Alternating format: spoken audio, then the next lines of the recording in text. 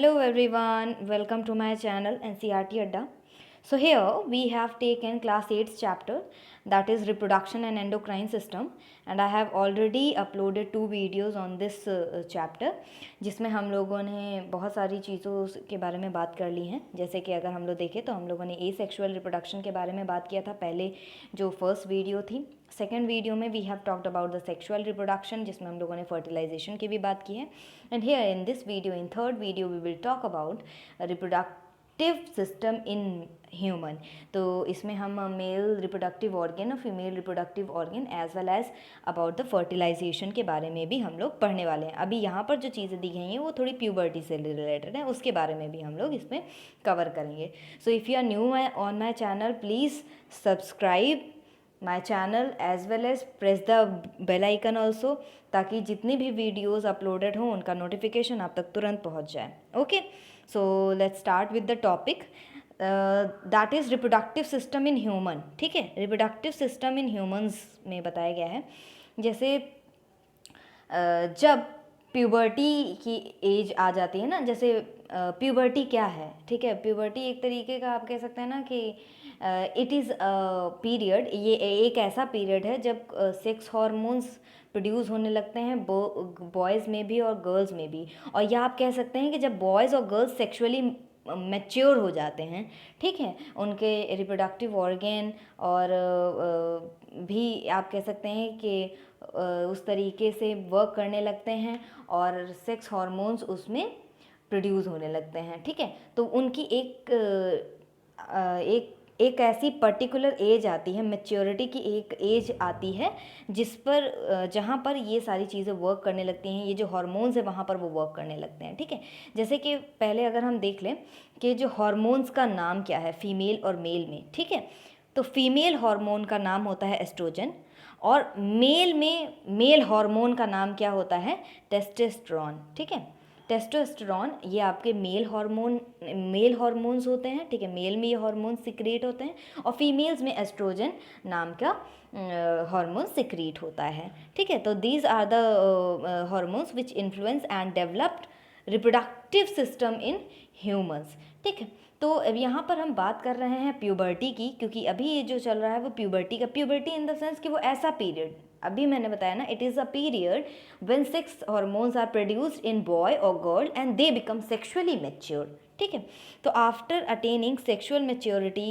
इन males, तो उनकी as जो होती है वो 14 to 15 होती है। देखिए, जो सेक्सुअल मैच्योरिटी की जब बात आती है बॉयज़ में, तो वो 14 से लेकर के 15 तक की एज में वो सेक्सुअली मैच्योर होते हैं। ठीक है, लेकिन if I will talk about the females, तो फीमेल्स की एज जो है, फीमेल्स में ये जो प्यूबर्टी पीरियड का जो टाइम होता है, ठीक है, मेच्योरिटी जो जिसे कहते हैं, वो फीमेल्स में काफ़ी जल्दी आ जाती है at the age of 11 and 12 years. जब वो 11 से 12 साल की होती हैं तो उसमें उनमें ये जो सेक्सुअल मैच्योरिटी है वो काफ़ी जल्दी वो अटेन कर लेती हैं। ठीक है, और उनके जो रिप्रोडक्टिव ऑर्गन्स हैं वो प्रॉपरली फंक्शनल हो जाते हैं। ठीक है, उनमें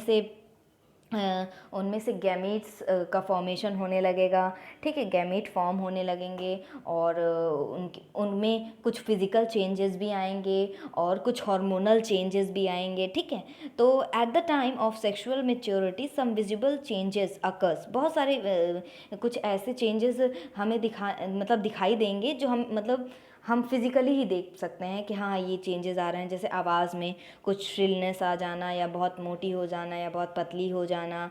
ठीक है, और इसके बाद प्राइवेट पार्ट्स में हेयर्स का ग्रोथ हो जाना। ठीक है, तो ये सारी चीज़ें हो जाती हैं। ठीक है, तो इसी स्टेज को हम लोग बोलते हैं प्यूबर्टी स्टेज। और दोनों में, मेल और फीमेल में दोनों अलग अलग कुछ, जब वो सेक्सुअल मैच्योरिटी के लेवल पर आ जाते हैं, ठीक है, जब वो सेक्सुअल मैच्योरिटी गेन कर लेते हैं तो दोनों में अलग अलग चेंजेस देखने को मिलते हैं। ठीक है, and these changes are called secondary sexual characters. इन्हीं चेंजेस को हम लोग क्या बोलते हैं, सेकेंडरी सेक्सुअल कैरेक्टर्स। तो यही सारी चीज़ें हैं कि सेक्सुअल मैच्योरिटी वो गेन करते हैं। फिर उसके बाद इनमें क्या होगा, बॉयज़ में बेसिकली क्या होने लगता है कि बॉयज़ में स्पर्म का फॉर्मेशन होने लगता है और सेक्स ऑर्गन डेवलप हो जाते हैं। और गर्ल्स में एग का फॉर्मेशन होने लगेगा, ठीक है। Boys attain puberty at the age of 14 and 15 years, ठीक है, और girls attain puberty at the age of 11 to 12 years. समझ में आ रहा है ना, ठीक। After development of these characters girls is able to become a mother and boy is able to become a father, ठीक है, एट दिस एज, ठीक है। जब आपकी सेक्सुअल मैच्योरिटी हो जाती है, जब आप सेक्सुअल मैच्योरिटी अटेन कर लेते हैं at this age and at this age, तो फीमेल्स जो होती हैं वो मदर बनने के उस स्टेज पे आ गई रहती हैं, और जो बॉयज़ रहते हैं वो फादर बनने की स्टेज पे आ गए रहते हैं, ठीक है, क्योंकि दोनों में सेक्स हार्मोन सिक्रीट होने लगते हैं और गैमीट्स का फॉर्मेशन होने लगता है, ठीक है। और उनके जितने मतलब उनका जितने भी क्योंकि उनमें सारी चीज़ों का जो चेंज आ रहा है, उनके रिप्रोडक्टिव पार्ट तब आप कह सकते हैं ना कि वर्क करने लगते हैं, ठीक है, फंक्शनल हो जाते हैं उस टाइम पे, ठीक है, इसलिए। ओके, तो अब हम कुछ बात कर लेते हैं सेकेंडरी सेक्सुअल कैरेक्टर्स की, मेल में भी और फीमेल में भी। ओके, तो जैसे कि यहाँ पर कुछ चीज़ें बताई गई हैं, कुछ जैसे जैसे जब टीनेजर्स की एज आती है, जब टीन्स लोग इसे बोलते हैं ना, टीनेजर्स की जब एज आती है, उसमें काफ़ी सारे चेंजेस देखने को मिलते हैं। जैसे ना कि हाइट बहुत जल्दी बढ़ जाती है, लड़कों में देखने को मिलता है कि बहुत ज़्यादा तेज़ी से इंक्रीज़ करती है उनकी हाइट, ग्रोथ हार्मोन की वजह से लड़कियों की भी मतलब हाइट बढ़ती है, ठीक है। उनकी बॉडी शेप में बॉडी के शेप में चेंजेस आने लगते हैं। जैसे अगर हम बॉयज़ की बात करें तो उनमें मसल्स फॉर्मेशन बहुत ज़्यादा होने लगेगा, गर्ल्स में फैट टिश्यूज़ ज़्यादा वर्क करने लगते हैं, ठीक है।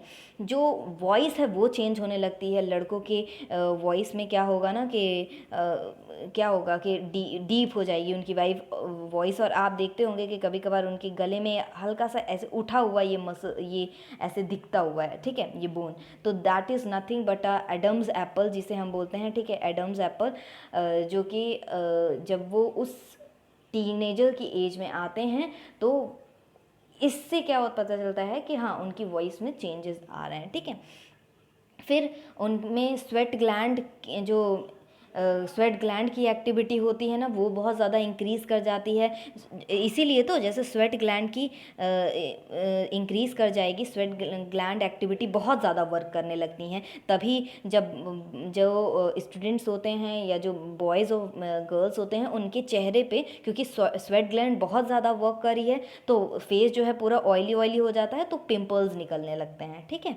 तो स्वेट ग्लैंड का बहुत ज़्यादा एक्टिविटी मतलब बहुत ज़्यादा एक्टिव हो जाती है, वो बहुत ज़्यादा ठीक है वर्क करने लगती है, जिसकी वजह से ऑयली फेस हो जाता है और इंक्रीज इन वो पिंपल्स ज़्यादा होने लगते हैं, ठीक है, चेहरे पे। फिर इसके बाद है डेवलपमेंट ऑफ सेक्स ऑर्गन, वो बताया ही है।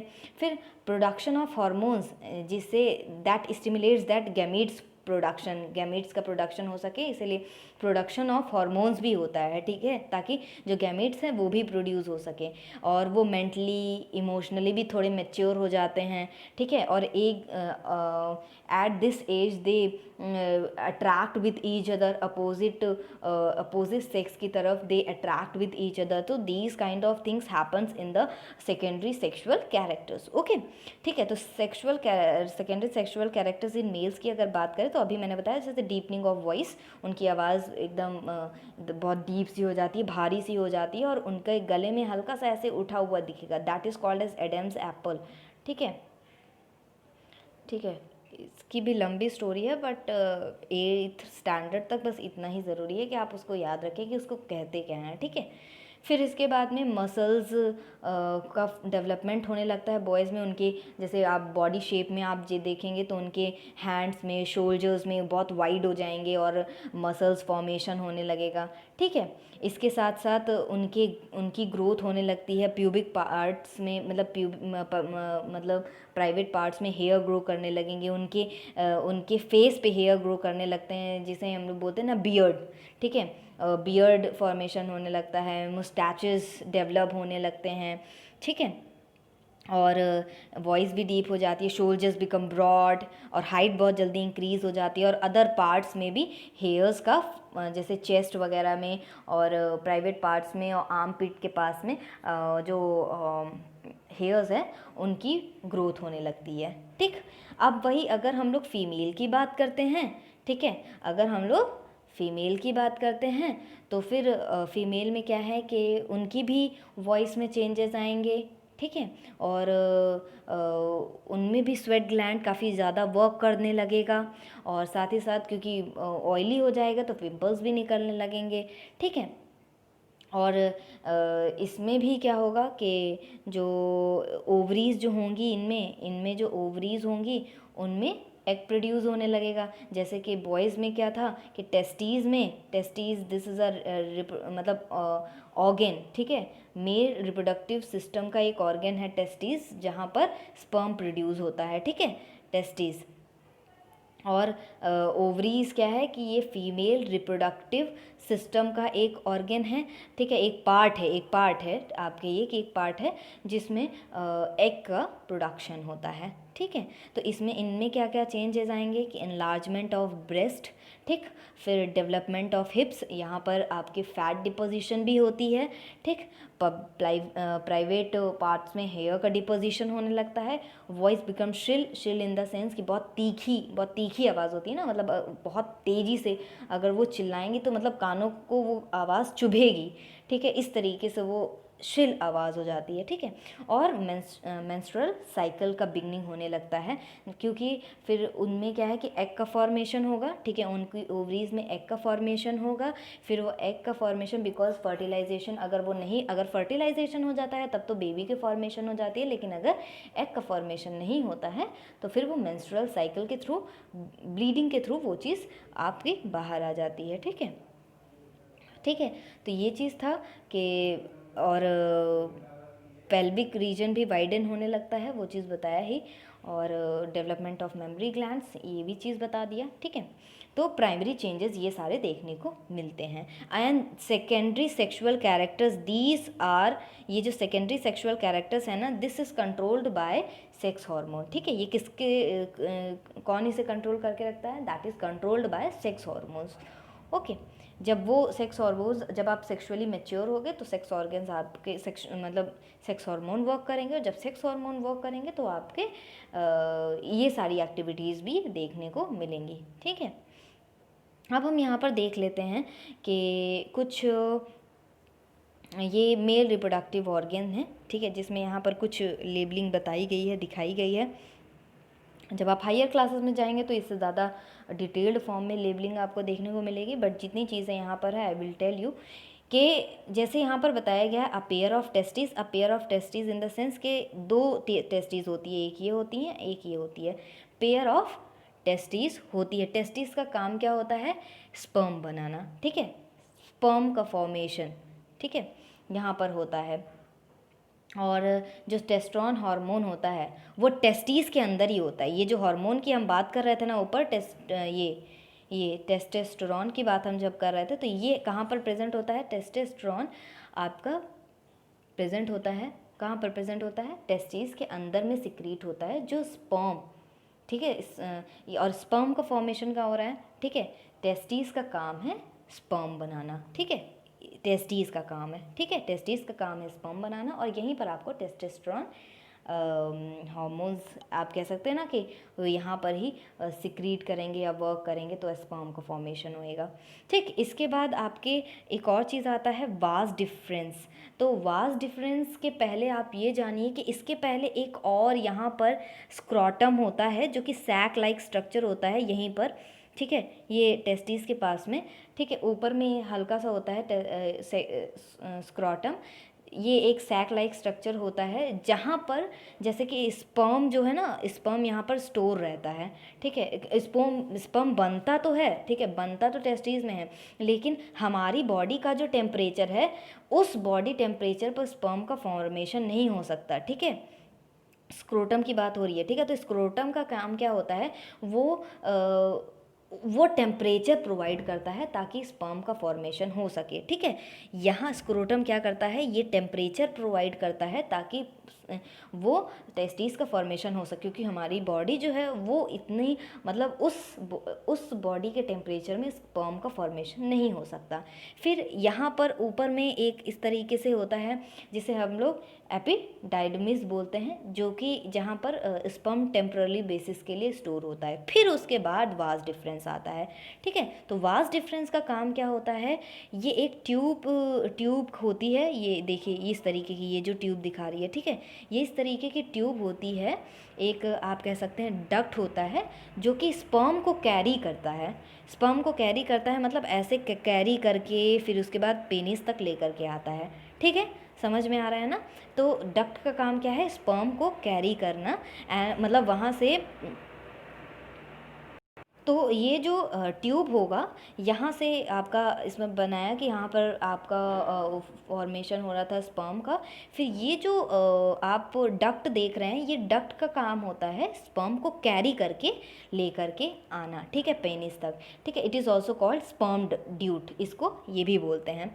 इसके बाद इसके बाद क्या आता है, सेमिनल वेसल्स भी आता है, जो कि एक ग्लैंड होती है, ग्लैंड, ऐसी ग्लैंड होती है जो कि सिक्रीट करती है फ्लूइड को, जिसे हम लोग सेमिनल फ्लूइड बोलते हैं, ठीक है। तो उसका काम क्या होता है, न्यूट्रिशन प्रोवाइड करना स्पर्म को, सेमिनल वेसल्स का, ठीक है, सेमिनल वेसल का। इसका काम क्या होता है, इसका काम होता है वेसिकल, इसका काम होता है कि स्पर्म को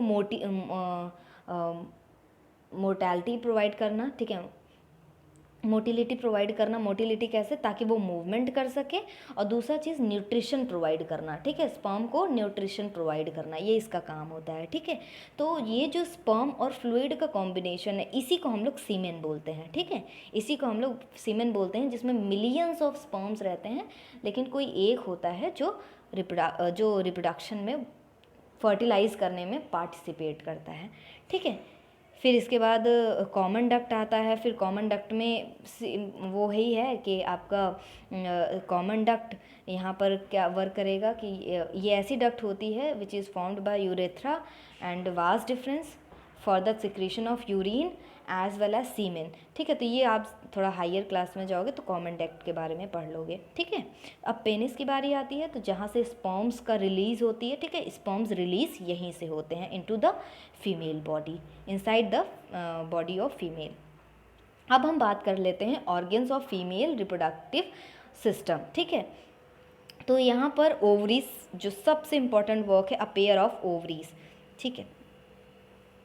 जैसे आपने यहाँ पर देखा दो ओवरीज, एक ये ओवरीज है, एक ये ओवरीज है, ठीक है। यहाँ पर भी वही चीज़ें दिखाई गई हैं, ठीक है, कि ये भी आपका ओवरी इधर एक ये साइड करके ये दिखाई गई है, ठीक है, ये साइड करके दिखाया गया और ये इस तरीके से दिखाया गया, तो ये this will be more clear, ठीक है, this will be more clear. तो ये है आपकी ओवरीज, दो ओवरीज होती हैं जहाँ पर एग का फॉर्मेशन होता है, ठीक है। इनका वर्क क्या होता है, एग का फॉर्मेशन, ठीक है। तो this is situated abdominal cavity which produce eggs या ओवा जैसे बोल देते हैं, ठीक है। तो फिर फीमेल सेक्स ऑर्गन हार्मोन का नाम बताया ही एस्ट्रोजन, ठीक है, फीमेल सेक्स हार्मोन का नाम होता है एस्ट्रोजन। फिर इसके बाद ओविडक्ट्स की बात कर लें हम लोग। ओविडक्ट्स का मतलब जो फेलोपियन ट्यूब से होता है, जहाँ पर फर्टिलाइजेशन होता है, fertilization takes place in fallopian tube. बहुत बार ये क्वेश्चंस पूछे जाते हैं, कंपटीशन लेवल में भी पूछे जाते हैं, वो आपको पता होना चाहिए कि कहाँ पर फर्टिलाइजेशन होता है। तो फेलोपियन ट्यूब्स में ही फर्टिलाइजेशन होता है to receives matured eggs and fertilization. यहाँ पर आपको मेच्योर्ड एग्स यहाँ पर रिसीव होंगे और यहीं पर फर्टिलाइजेशन टेक प्लेस, ठीक है। Tubes where which joins uterus and ovary, जहाँ पर ये यूट्रस है ना, ये वाला पार्ट जो यूट्रस दिखाया जा रहा है, ये यूट्रस को और फेलोपियन ट्यूब को ये जोड़ता है। And eggs travels by ciliary action through this tubes, okay. फिर इसके बाद हम लोग अगर बात कर लेते हैं तो हमारा है यूट्रस, ठीक है, यूट्रस की बात करी है हमने। तो यूट्रस एक सैक लाइक स्ट्रक्चर होता है, ये देखिए ना, इस तरीके का स्ट्रक्चर हो जहाँ पर बेबी डेवलप्स, ठीक है, बेबी का फॉर्मेशन होता है, बेबी डेवलप कर जाता है, ठीक। इसके बाद यहाँ पर ये सर्विक्स देख रहे होंगे आप, ठीक है। सर्विक्स का मतलब होता है ये एक तरीके की कैप होती है वजाइना की, ठीक है, this is a cap of vagina, okay. फिर यहाँ पर आप ब्लैडर देख रहे होंगे, this is a bladder and after that there is urethra, ठीक, और उसके बाद वेजाइना, ठीक है। ये वेजाइना क्या है, that part that receives sperm, okay. तो यहाँ पर वही चीज़ है, यूट्रस वही चीज़ बताया गया कि जहाँ पर डेवलपमेंट जो एक फीटस का जो बनना होता है ना, एग तो यहाँ फर्टिलाइज हो गया, ठीक है, फर्टिलाइज एग तो हो गया यहाँ पर फर्टिलाइज, बट फीटस जो मदर्स वॉर्म जिसे हम बोलते हैं, ठीक है, मदर्स वॉर्म, जहाँ पर जो बेबी का डेवलपमेंट है, ग्रोथ है, वो केवल यूट्रस के अंदर में ही होगा, ठीक। फिर वेजाइना है, तो जो कि uterus opens to the outside by muscular tube, जिसे हम लोग वेजाइना कहते हैं, and that receive, this is the part that receives sperms, ठीक है। तो प्यूबर्टी से ही एग का फॉर्मेशन होने लगता है, ठीक है।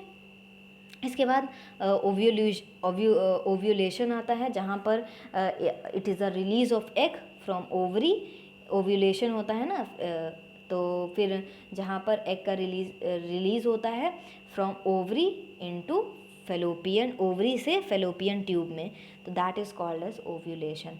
Okay, I hope you all have got my point, ठीक है। अब इसके बाद हम लोग, ये चीज़ हो गया।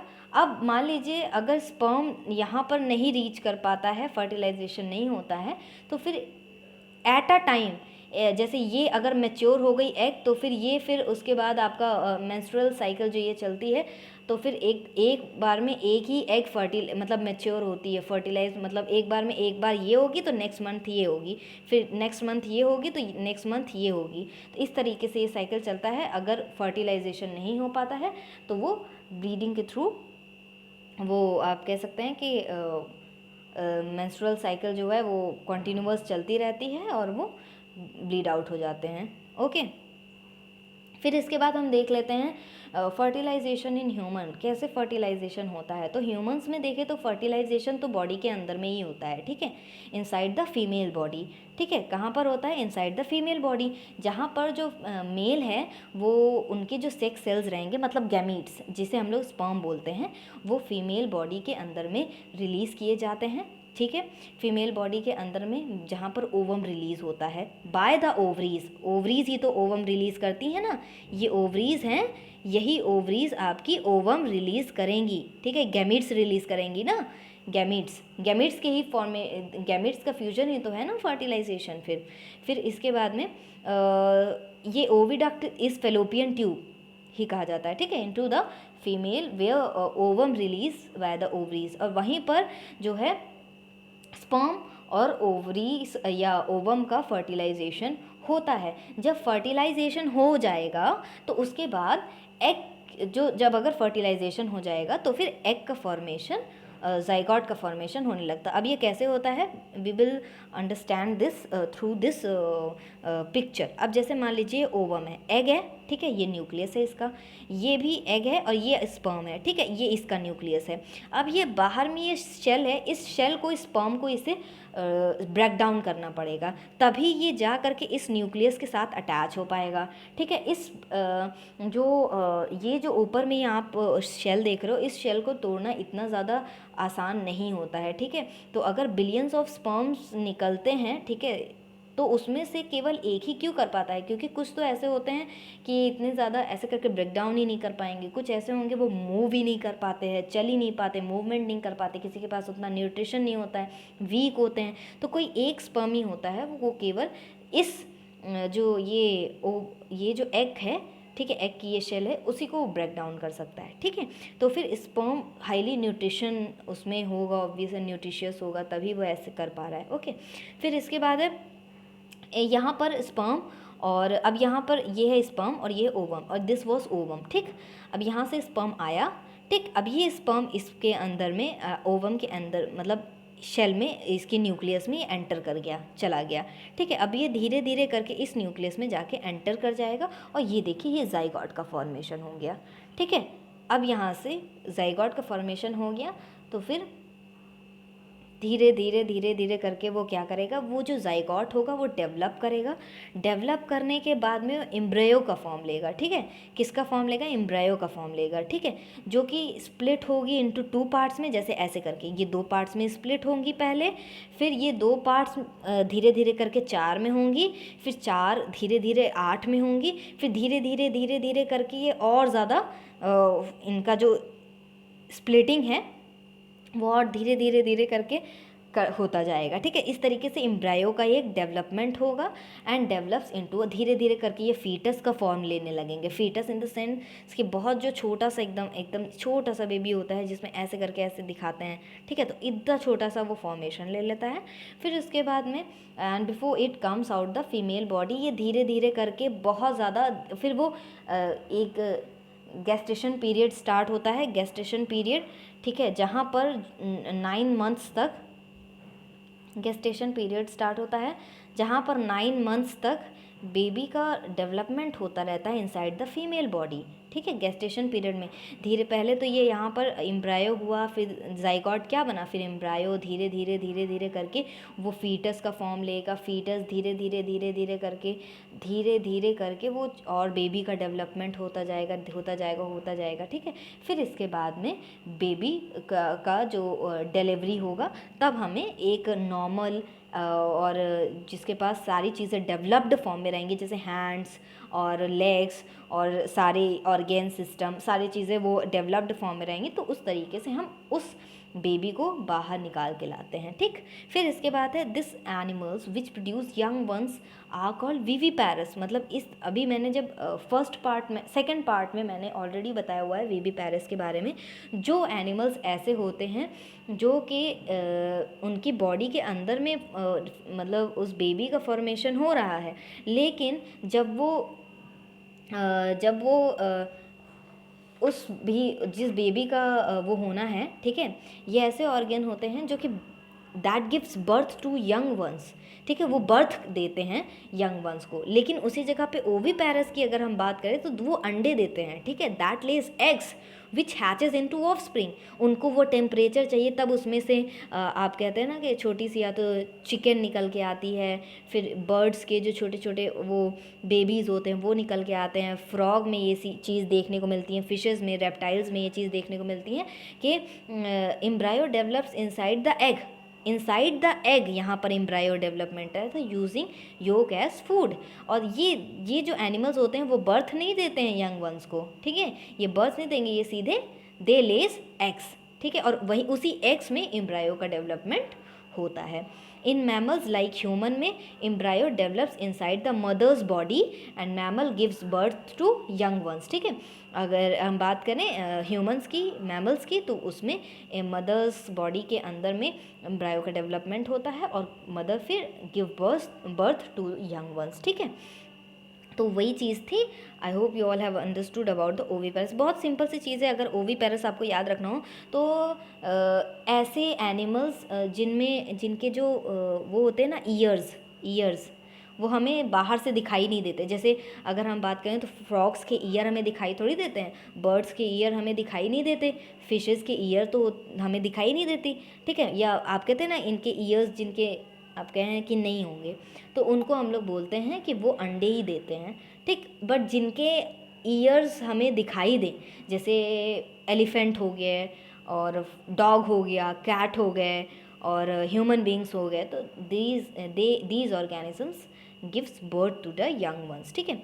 तो यहाँ पर है formation of an individual from zygote is called development, ठीक है। तो एक जाइगोट से एक इंडिविजुअल का जो फॉर्मेशन है इसी को हम लोग डेवलपमेंट बोलते हैं। तो this was all about this fertilization in humans and about the secondary sexual characters and about the male reproductive organ and female reproductive organ. I hope you all have understood this topic very well, ठीक है। see you in the next video. In next video we will talk about a sex of a child, मतलब sex determination के बारे में हम लोग बात करेंगे। तो see you in the next video. Please don't forget to like, subscribe and share with your friends also. Thank you.